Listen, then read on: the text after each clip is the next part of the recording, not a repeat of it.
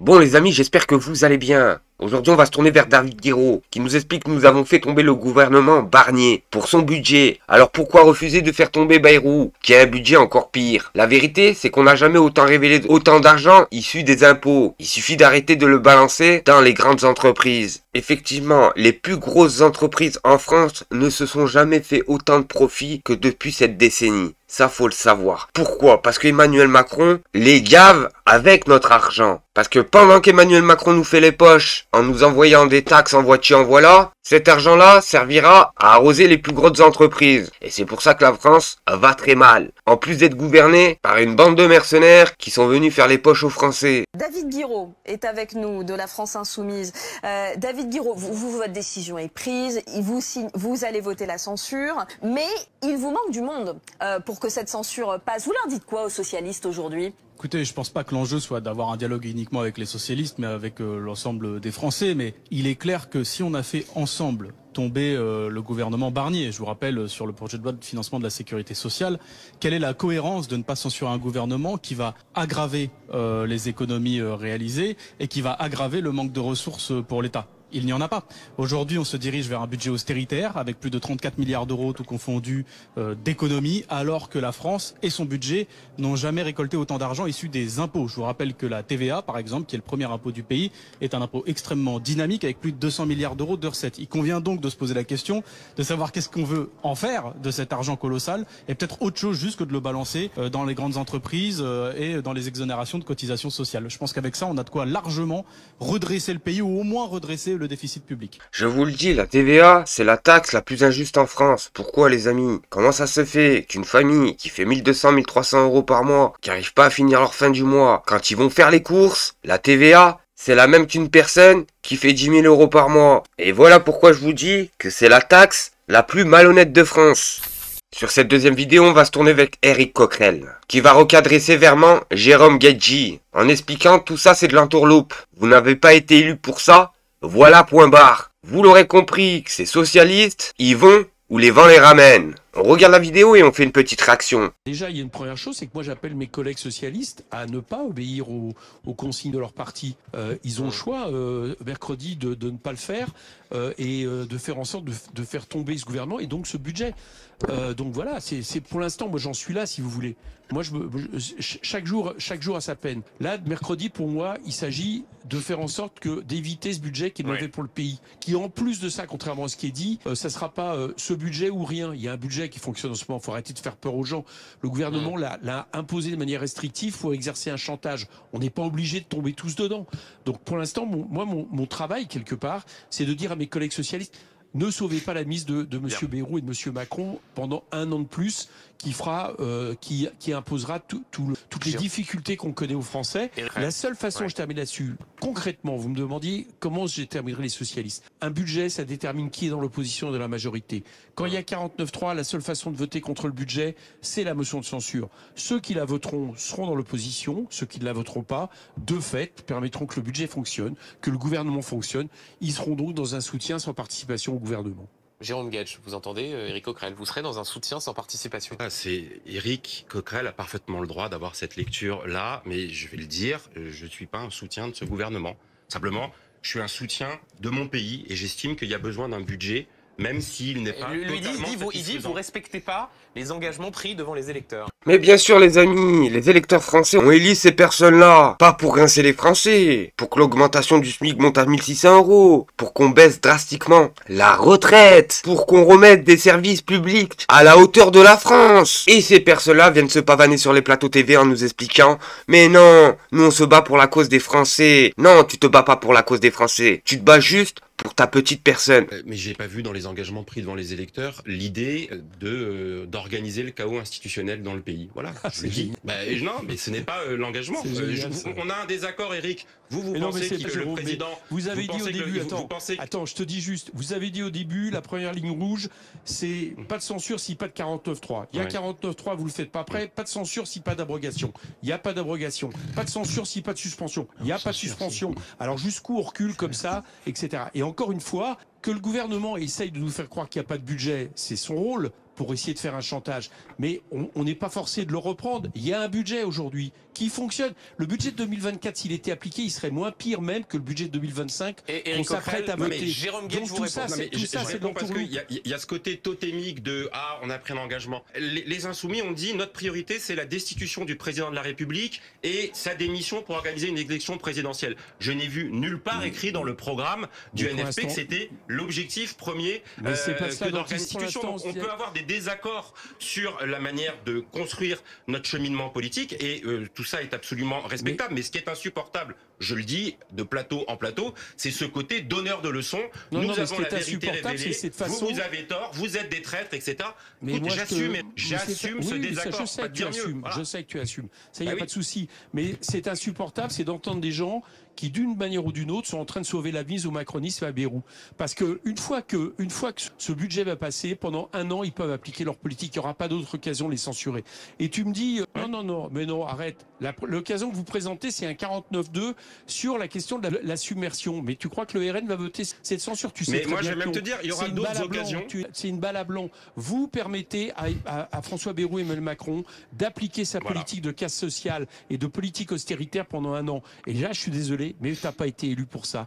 Vous n'avez pas été élu pour ça. Mais bien sûr, les amis, ils n'ont pas été élus pour ça. Mais la question qu'on va se poser, pourquoi ils ne veulent pas censurer ce gouvernement qui essaie de mettre à genoux les Français? À votre avis, les amis? Et sur cette troisième vidéo, les amis, on va parler de Cyril Hanouna, qui va s'attaquer à qui? À Louis Boyard, une énième fois. Les amis, on regarde la vidéo et on fait une petite réaction. Alors, il y a eu pas mal de tweets qui ont été assez drôles. Il y a Julien Audoul, ce soir les crêpes ont un doux parfum de République française. Regardez, Julien Audoul qui a mangé des crêpes également hier soir. Bébert Lasmoule, regardez, il déménage, il n'y est resté que 2 mois à Villeneuve-Saint-Georges. Il faut aller plus vite sur les mecs, voilà, je vous le dis, parce que sinon vous allez... Bleu, blanc, rouge, Fort Boyard, regardez, Fort Boyard, Faible Boyard, ça j'ai trouvé ça très drôle. Et il y a aussi une série de tweets qui après la défaite de Louis Boyard m'ont cité, c'est vrai que voilà. Alors il y a bleu, blanc, rouge, je pense à Cyril Hanouna, là il doit être tellement en train de jubiler chez lui en slip devant tous les posts sur la défaite cuisante de Boyard. Bleu, blanc, rouge avait raison. Je peux lui dire, j'étais en slip d'ailleurs, c'est vrai. Cyril, il y a Sarah, ce soir je bois un coup à la santé de Louis Boyard. Regardez, d'avenir, Louis Boyard perd les élections et s'effondre dans les bras de Cyril Hanouna, c'est très drôle de dire à chaque fois. Louis Boyard est humilié à croire qu'Hanouna a acheté les votes des habitants. Voilà, donc c'était très drôle. Malheureusement, voilà, Louis Boyard. Bon, vous l'aurez compris que c'est n'importe quoi TPMP, on a l'habitude. Mais ce qu'il faut savoir sur cette séquence-là, c'est que les tweets qui retweetent font tous partie de l'extrême droite. Vous l'aurez bien compris que leur objectif, c'est de faire passer l'extrême droite au prochain quinquennat. Et parlons d'efforts, les amis. Oui, ces efforts qu'on nous demande, matin, midi, soir, nous Français. La question qu'il faut se poser, les efforts, ça serait pas toujours les mêmes qui les feraient? Avec chauffeur, secrétariat et agents de sécurité, les anciens présidents et premiers ministres garderont leurs avantages. Ce 31 janvier, députés et sénateurs réunis en commission mixte paritaire ont rejeté un amendement du Sénat pour mettre fin aux avantages des anciens locataires de l'Élysée et de Matignon. Chacun d'entre eux a le droit après ses fonctions à une voiture avec chauffeur, un secrétariat s'il n'en dispose pas déjà dans le cadre d'une fonction publique et la mise à disposition d'agents de sécurité. Pour les anciens présidents, comme François Hollande et Nicolas Sarkozy, l'État prend aussi en charge le loyer pour des bureaux. Pour l'ensemble de ces avantages, la facture grimpe à 2,8 millions d'euros par an. Par exemple, en 2023, ces frais ont représenté 718 450 euros pour Nicolas Sarkozy, 598 714 euros pour François Hollande, 201 387 euros pour Bernard Cazeneuve, 197 540 euros pour Dominique de Villepin et 167 467 euros pour Jean-Pierre Raffarin. Édouard Philippe, maire du Havre, et Laurent Fabius, président du Conseil constitutionnel, n'ont eux pas coûté d'argent à l'État au titre de leur ancienne fonction. Ces frais seraient trop élevés pour les Français dans une période où le pays cherche à faire des économies, selon la sénatrice Nathalie Goulet, à l'origine de cet amendement. Le contribuable, qui est déjà bien pressuré, n'a pas à contribuer aux moyens d'existence de gens qui eux-mêmes ont des gros moyens. Une contribution qui continuera encore en 2025 donc, mais Nathalie Goulet indique à BFM TV qu'elle compte redéposer un amendement pour l'année 2026. Et sur cette vidéo, on va se tourner vers Mathilde Panot, députée de la France Insoumise, qui va expliquer que si les socialistes ne veulent pas la motion de censure mercredi, ils se retrouveront isolés du reste du nouveau Front Populaire, mais surtout en rupture avec ce qu'il a été promis aux électeurs. Mais vous savez, lorsque nous avons déposé la motion de censure immédiatement après que le gouvernement Bayrou ait refusé de faire ce qui se passe dans toutes les démocraties parlementaires, c'est-à-dire de se soumettre au vote de confiance devant l'Assemblée nationale. Ce ne sont pas les insoumis qui ont été isolés, c'est bien les socialistes, ceux qui n'ont pas voté, puisque 8 députés socialistes ont tout de même voté cette censure, ce sont ces députés socialistes qui se sont retrouvés isolés et qui, s'ils recommençaient encore une fois mercredi à ne pas voter la censure, non seulement sur le gouvernement, mais aussi sur le budget le plus violent depuis 25 ans qui est proposé au pays, à ce moment-là, ils se retrouveraient isolés du reste du nouveau Front Populaire, c'est une évidence, nous l'avons déjà démontré et nous allons le montrer une nouvelle fois, mais surtout en rupture avec ce qui a été promis et donné comme parole aux électeurs et aux électrices. Je rappelle à tout le monde que le programme de gouvernement du nouveau Front Populaire commence. Le programme commun que nous avions de gouvernement commence par dire que le nouveau Front Populaire réunit des femmes et des hommes issus de forces associatives, politiques, syndicales, de collectifs qui s'unissent pour proposer une alternative en rupture avec la politique macroniste. Je crois que c'est assez clair et que c'est ce que nous faisons en restant fidèles justement à la promesse qui a été faite avec ce nouveau Front Populaire. Et je vous le dis les amis, les députés de la France Insoumise sont pas bien, mais sont pas bien du tout. Pourquoi? Parce qu'entre les communistes, qui se sont fait acheter, et les socialistes, qui vont où le vent les ramène, je vous le dis les amis, au prochain quinquennat, j'ai bien peur qu'il n'y a pas de place pour les députés de la France Insoumise en France. Et sur cette vidéo, on va se tourner vers Clémence Guettet, qui nous explique que Nouveau Front Populaire appartient à ses électeurs. Ont-ils voté pour des milliards de coupes budgétaires? Non. Pour valser Darmanin au gouvernement? Non plus. Bref, vous l'aurez compris que la France est dirigée par des personnes qui n'ont pas été élues par les Français Insoumises, les seuls pour se battre pour les vraies valeurs des Français. Parce que je vous le dis, vous n'êtes pas prêts à ce qui va arriver pour l'année 2025 si le gouvernement Bayrou ne coule pas. Et sur cette vidéo, les amis, on va se tourner vers Aurélien Lecoq, député de la France Insoumise aussi, qui résume clairement les choses. Le PS a trahi leurs propres électeurs. Je dirais même que c'est la routine pour eux. On regarde la vidéo et on fait une petite réaction. De fait, le nouveau Front Populaire a effectivement perdu un parti. Je suis désolé. Les élections dans ce pays, je veux bien comprendre qu'Emmanuel Macron s'en moque, je veux bien comprendre que désormais le Parti Socialiste fiche du programme sur lequel ils sont élus, mais quand on respecte ces électeurs, on respecte le programme et l'engagement qu'on a pris devant eux. L'ensemble des députés du nouveau Front Populaire se sont engagés à rompre avec la politique d'Emmanuel Macron.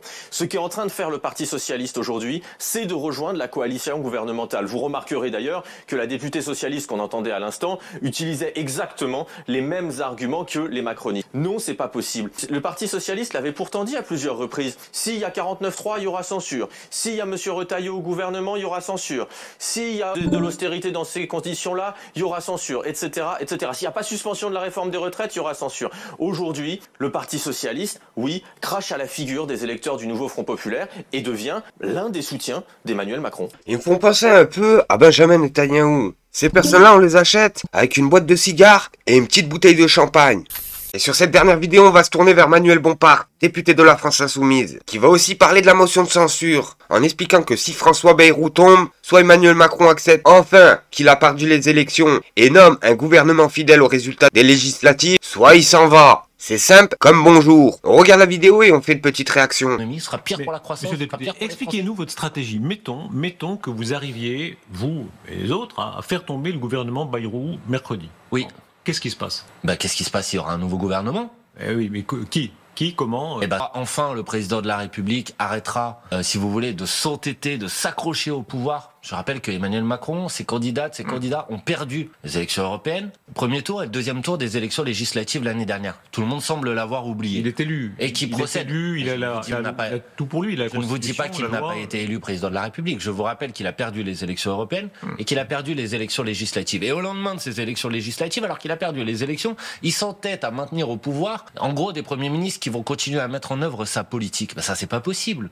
Donc, si François Bayrou tombe, pour que les choses soient claires, soit Monsieur Macron accepte enfin qu'il a perdu les élections et nomme un gouvernement fidèle au résultat des dernières élections législatives, mais j'ai bien compris qu'il n'avait pas l'intention de le faire, soit il s'en va et il laisse les Françaises et les Français trancher, débloquer la situation dans laquelle on est, choisir l'avenir qu'ils veulent pour le pays, et c'est pas la continuité de la politique d'Emmanuel Macron. Non mais regardez-moi cette bande d'opportunistes, tous autour du pantin, François Hollande la marionnette, avec leur petit sourire et leur tête d'acheter, on aura bien compris qu'il y a des billets qui sont passés sous la table.